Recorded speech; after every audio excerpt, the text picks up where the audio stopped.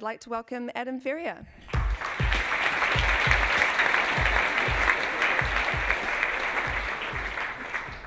Thank you very much for that. Thank you for inviting me along. Does anybody here grow up in Perth? Anyone? Any of you go to Murdoch University in the late 80s, early 90s? No. And if you did, do you know Felicity Summers? Anyone? Nah. All right, so let me tell you a story about Felicity Summers. Felicity Summers was my girlfriend for about 2 months, and she was amazing in many ways. In one particular, she was very sexy and very sexual and very sexualised, and I loved all that about her. And then she broke up with me, and I was distraught. I was really upset, and I wasn't a particularly, as you could imagine, particularly cool or with it guy. I cried a lot when she broke up with me, and I actually cried to my mum. And I can remember crying to my mum. I was living at home, and I was saying, you know, what can I do to get this girl to like me? And she said, you can't do anything, you know, it's her choice. If she doesn't like you, she doesn't like you. You just have to let it be. And she was wrong. No, but anyway, park that story. Hey, I went and studied psychology. How many psychologists does it take to change a light bulb? Anyone know the answer? None. The light bulb has to want to change itself. Boom. There's a lot of stories in society which we've grown up with that say you can't change other people. You have to let other people be and work on yourself. And that's the common rhetoric, I think, until a few years ago, when advertisers start to thought, oh gosh, we're getting all this data. How can we manipulate this data to therefore oh shit, we're about to change people's behaviour? And it became quite overt. And I've grown up in advertising for a while now, and it hasn't been this overt, our quest to change people's behaviour before. And I think it's kind of something kind of interesting that we're just acknowledging now that we're in the behaviour change business, and psychologists too have to acknowledge that they're in the behaviour change business. We get paid to change people's behaviour, and the better we are at changing people's behaviour, then the more successful we're going to be, and possibly the happier we're going to be. The more we can make our wives kind of come home on time from work, the more we can make our kids eat their veggies, the more we can make our subordinates do our work for us, the more we can make our bosses feel intelligent, and so on. So the better we are at changing other people's behaviour, then the more successful we're going to be. And it's kind of a gross kind of statement to say that. It sounds kind of Machiavellian and a little bit evil, but I think you kind of need to embrace that to be honest about it. And then once you embrace that thought, then perhaps you can start to deal with the ethics of it.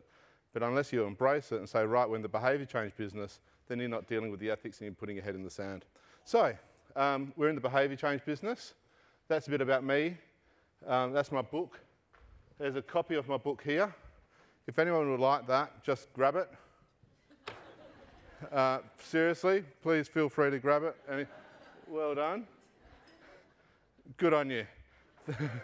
And having done that and being extroverted enough to do that, I can guarantee almost that you're not going to bother to ever read that book. Therefore, I'm not going to be eating into my book sales, and I've got to promote my book. Anyone ever been convicted of a crime? Seriously, hands up. Okay. If you have, just go with me, the prosecutor has to prove 3 things if you've been accused of a crime to make sure you've been found guilty. You have to have the motivation to do it, the opportunity to do it, and the capacity to do it. Those 3 things are exactly the same 3 preconditions that a bunch of social and cognitive psychologists found out in 1996 when they had a forum on behaviour change. It's the only forum of behaviour change that's ever really occurred of that scale. It was 3 days in Atlanta, and that's what they came up with. Motivation, opportunity, and capacity. It's exactly the same 3 predeterminants as the legal system has always had. So if you've got the motivation to do something, the opportunity to do something, the capacity to do something, you're likely to do it. If we're in advertising, we can make things simple. Actually, I just want to say, in terms of advertising, when I say advertising, I do obviously mean marketing communications. But if I want to get specific on it, the people who should own behaviour change is the people better set to own behaviour change in the whole behaviour change language are obviously media agencies versus creative agencies. For 2 reasons. Number 1, they own the data. Number 2, they're closer to a scientific process. creative agencies still struggle to embrace scientific thinking because the ECDs are still rule the roost of creative agencies. So if you have a creative person ruling the roost who relies on intuition and sensitivity to develop creative ideas, they'll embrace science, but only on the edges. If your whole business and business structure is geared around a scientific approach, then behaviour change and behaviour change principles should be at the heart of that. Most media agencies, I know that sounds more like a media agency than a creative agency, but over to you guys to work that out. So, that's the crime bit. Here's the theory of reasoned action model, fishbone and a zen. It's quite boring, but at the end of it, it's behaviour change is what we want to talk about, and they think behaviour change is a function of motivation and actual control. And again, I can say ease. And actual control is made up of skills, abilities, and environmental factors. So skills and abilities sound like the same kind of thing, right? Do you have the ability to do it? And environmental factors is opportunity. Does the environment allow it to happen? Motivation's made up of my attitude towards behaviour, what's in it for me, perceived norms, what are the social norms, what are other people doing, and perceived behavioural control, which is more about my skills and the relationship with the actual skills I have to do it.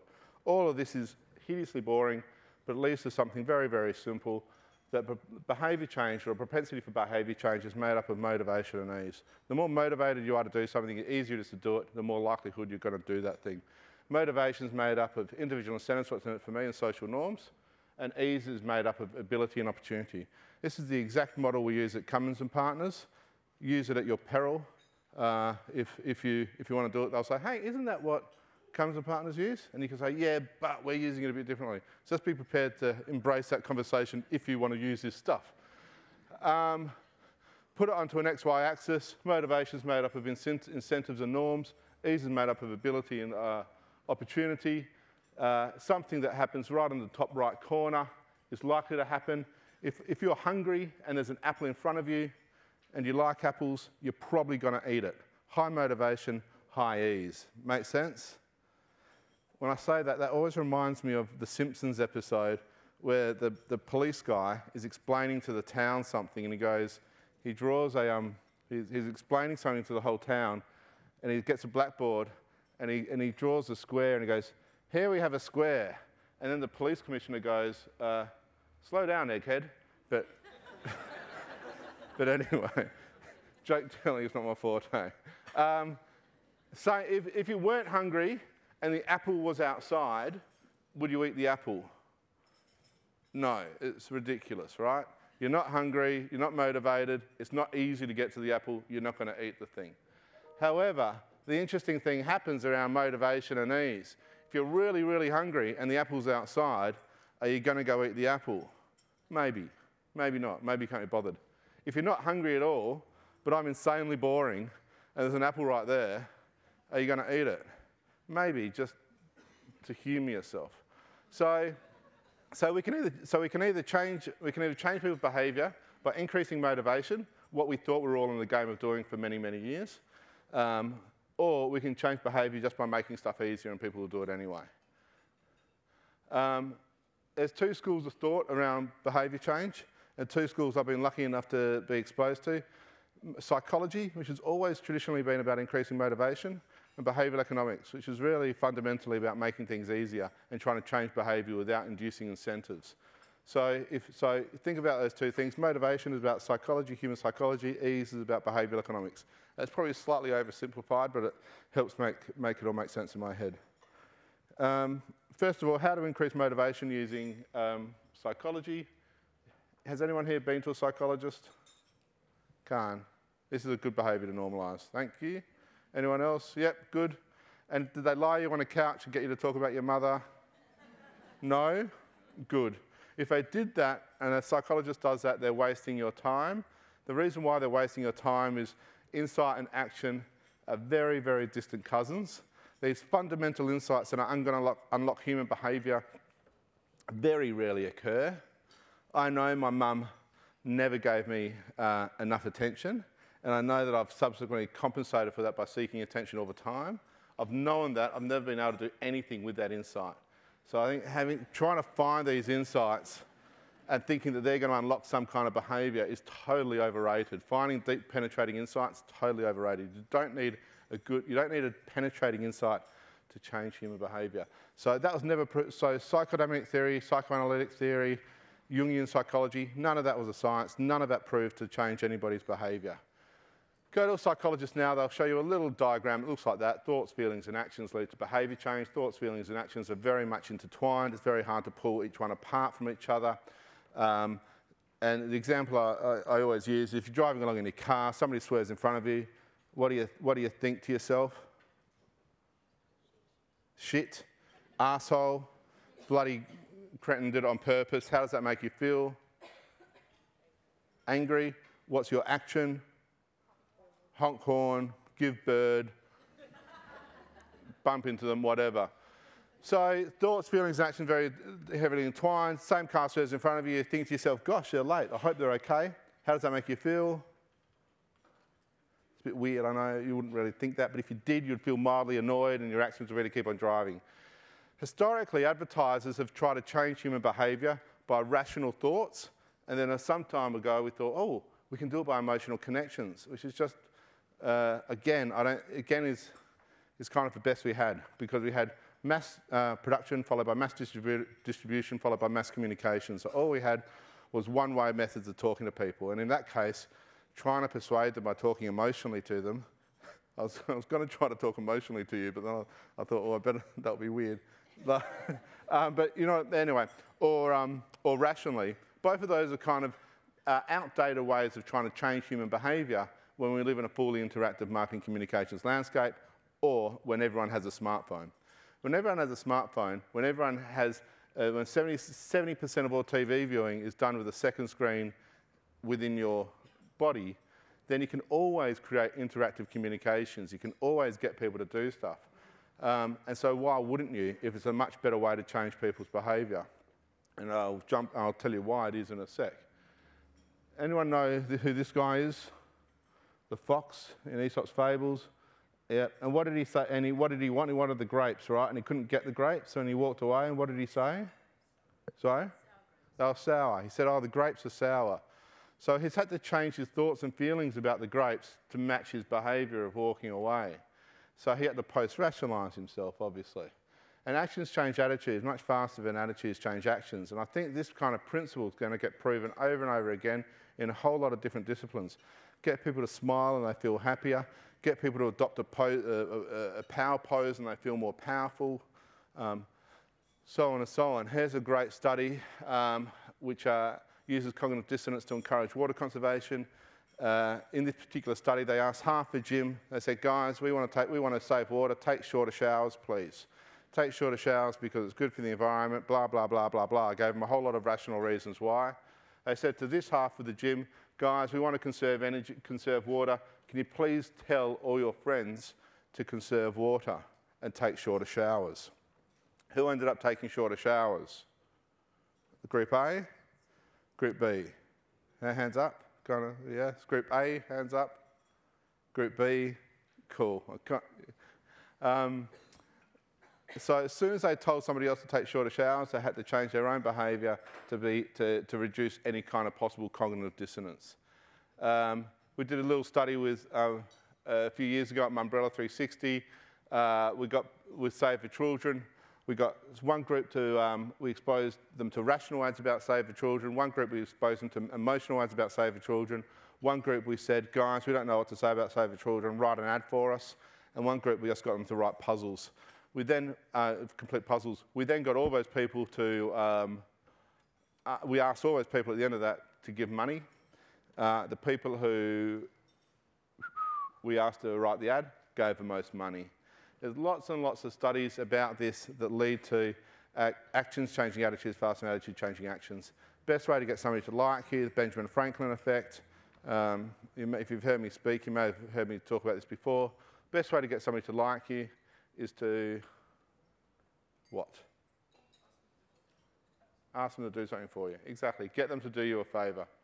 If you can get somebody else to do you a favour, they'll like you more subsequently for having done that. They'll have to post-rationalise to themselves that you're worthy of having done a favour for. If you ever go to a client meeting and it's a new client, the client says, do you want a coffee? You say yes. You get them to invest something of themselves into you. If you're pitching for something, You get the client to help you on the pitch. You get their opinion on stuff. You ask them for information and so on and so on and so on. You get them to invest into you through actions, and therefore they'll like you more. It's called the Benjamin Franklin effect because Benjamin Franklin, the founder of modern America, needed a guy in Congress to like him. He said, how can I get this guy to like me? And he thought, I know, I'll ask him if I can borrow one of his rare books. He asked the guy if he could borrow one of the rare books. The guy said, why is Benjamin Franklin asking if he could borrow one of my books? Bloody hell, it's weird. Ended up lending him the book, and they ended up becoming lifelong friends. He ended up asking Benjamin Franklin if he could do him another favour, if there's anything else he needed. And Benjamin Franklin thought, oh, this is fun. And he asked him to do something else, and he kept on doing favours for Benjamin Franklin. It wasn't I could never say this word, Someone say it for me loud and pretend in a deep voice. Reciprocity. So it wasn't that, it was the opposite. It was just a one-way kind of relationship, but he ended up really liking Benjamin Franklin. There you go. And it's all possible because we live in an interactive marketing communications landscape. Get people to do stuff, get people to interact with stuff, they'll like your brands more, they'll have a stronger emotional connection as a result of it. The masters of doing this are IKEA. There's a thing called the IKEA effect. The IKEA effect states that if you co-create something, you'll end up valuing it more. Proven by getting a whole lot of people to build little bookshelves. This half of a room was asked to inspect pre-completed bookshelves to make sure that they're okay. At the end of the experiment, they said, right, we love all these bookshelves, and we're going to buy them all back off you. How much do you want to sell them for? The group that co-created them ended up charging a premium of around 30% on top of the group who just inspected them. So we finished the job for IKEA. They get to flat pack their furniture, save on distribution costs, all that kind of stuff, and we like them more because we've actually ended up completing the task for them. Let your consumers do stuff for you. Let them in on it. Let them co-create stuff. Give them, and this sounds easy, but give them an idea worth interacting with is the hard part. So here's a good example of it. This is something I did at my former agency with Ogilvy for Coke. It's a nice example of letting the consumer in on the gag. Last September, in the dead of night, the world's most iconic brand did the unthinkable. 150 of Australia's most popular... All right, that'll do about case study. That'll do about case study. We all know it, right? Put cans on the Coke. It says share a Coke, buy a Coke for a friend. So what we did is we gave them ownership of the brand. They could put their own names on it. They could put their friend's name on it. And we asked everyone to buy a Coke for their mates. So we asked them for, it's kind of Coke asking for a favour from their mates. Kind of cool. And there are various other ways that you can give ownership. And I'm not going to go into those because I just want to touch very quickly on making things easier using behavioural economics. So all of that was psychology around motivation, around increasing motivation. And then the other way to change behaviour is by making things easier. Any questions on any of that so far? Or do we wait till the questions bit? Wait till the questions bit. Cool. Can I ask, how am I doing for time? Do you know? There's no clock here, and I've kind of... If someone goes like that one, can you just say 5 minutes? Well, I've got 5 minutes left. Thank you. So ease, who here knows about, read lots of behavioural economics? Put your hand up. A bit. Put your hand up. Can you seriously put your hand up? Right up if you read a bit of behavioural economics. And none? Okay. If you've read none, I would like to encourage you. If you've read none or a bit or a lot, I'd like you to encourage you to read more. This is all from Thinking Fast and Slow, Daniel Kahneman. What emotions is this guy feeling? Very quickly, yell it out. Please yell it out. Come on. Okay, everyone has to yell out the next one as quick as you can, okay? Promise me. 13 times 14. Quickly.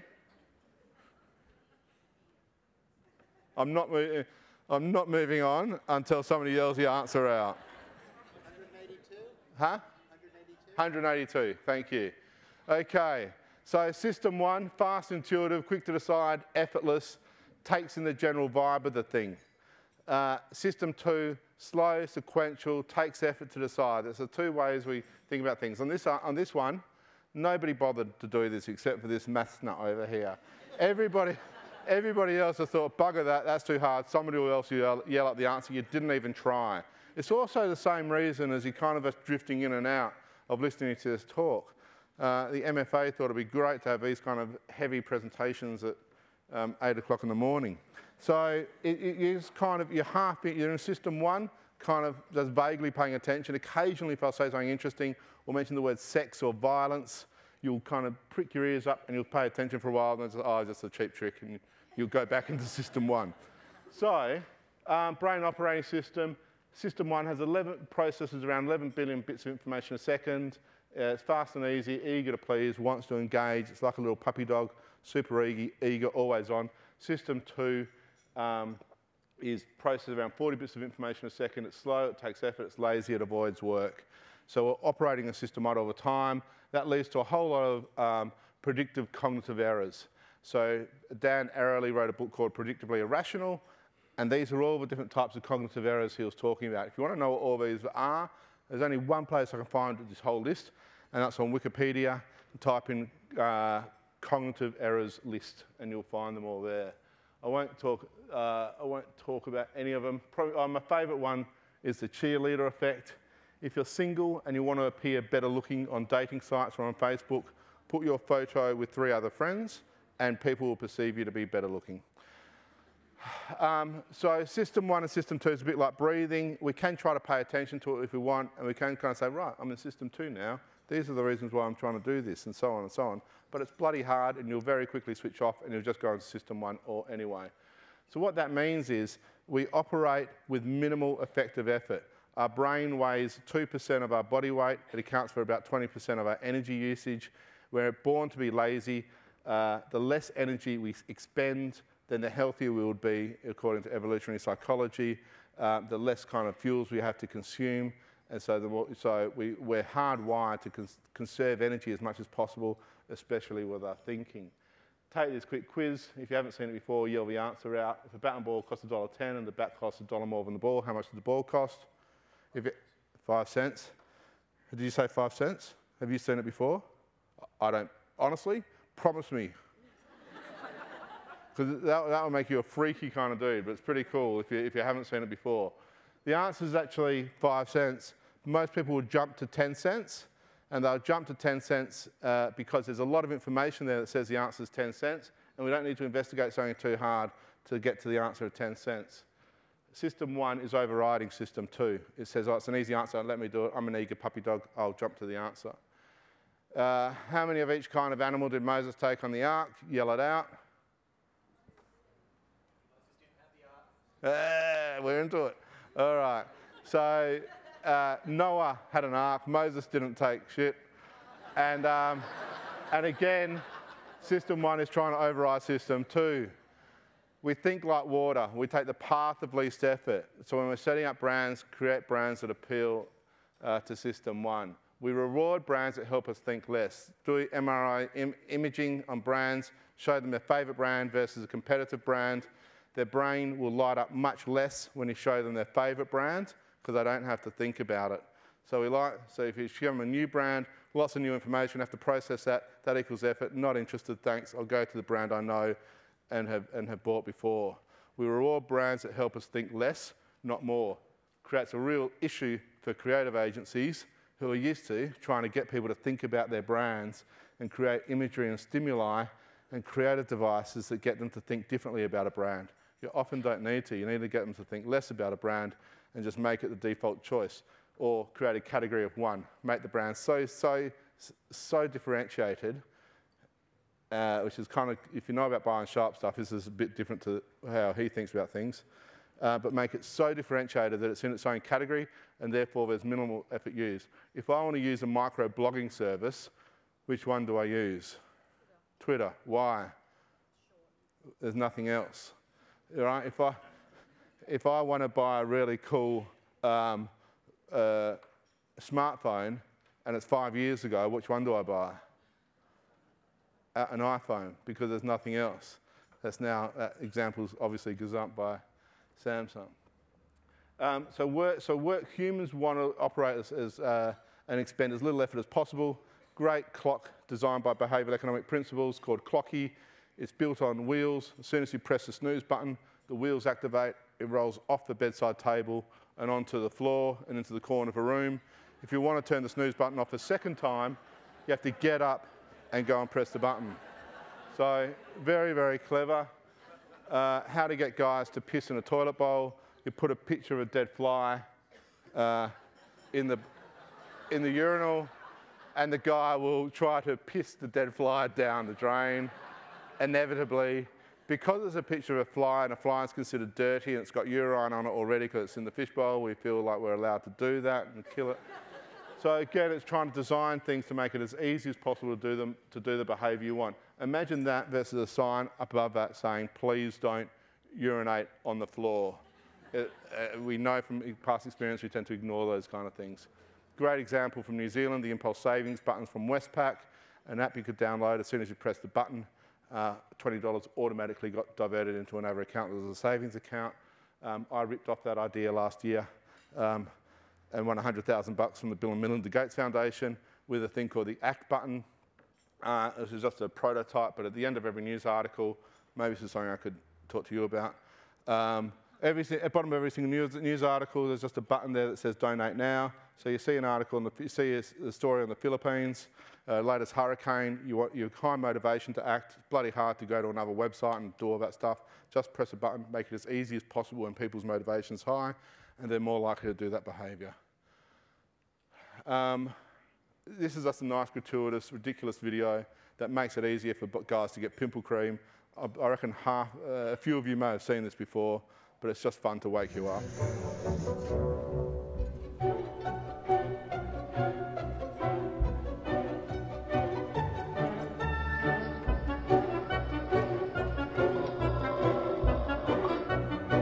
Oh my God, it's gonna be good.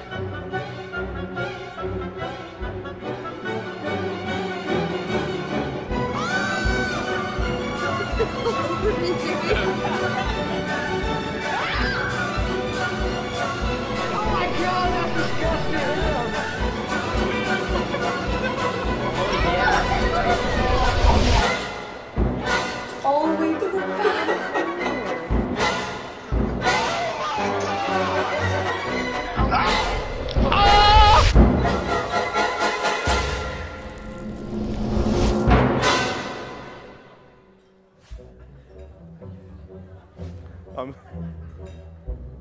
So when we sold that idea in, our client, and I was in the room with our client, the client said, oh, I've got 14-year-old boys, I would love that. And the reason why... Oh my God, it's a T. It's sending a message. And so when we were developing out this thing, we wanted to make it easy for boys to buy pimple cream, make it as easy as possible. Motivation's already high, they've got zits, they've got pimples, why aren't they buying cream? Let's just make it easier for them to buy it. We thought if you just collate a whole lot of pimple squeezing videos together, people will no doubt watch it. The reason why we knew that is because the biggest predictor of future behaviour is past behaviour. If you type in big simple squeezing video into YouTube, you'll see videos with 15 million views on them and so on. People like to watch these things. And you all were many of you were secretly titillated watching that, I know. And then we knew that people would watch it. We put a call to action at the end of it. We just say, fill in this form and we'll send some of this pimple cream to you. Made it as easy as possible so they didn't have to ask their mum the embarrassing question of, can you buy me pimple cream? Or even worse, go into a chemist and get some, which would be just freakishly embarrassing for a 14-year-old boy. And it's also gratuitously crowbarred into there as an example. We can watch it again. No, that would be bad. So to increase motivation, there's a whole lot of different ways you can do it, which are there. To increase ease, to make things easier, there's 3 different ways you can make things easier. This is kind of how we start to process and think about behavioural change problems. And this is a start point for thinking, all in the book. That's it. Thank you very much.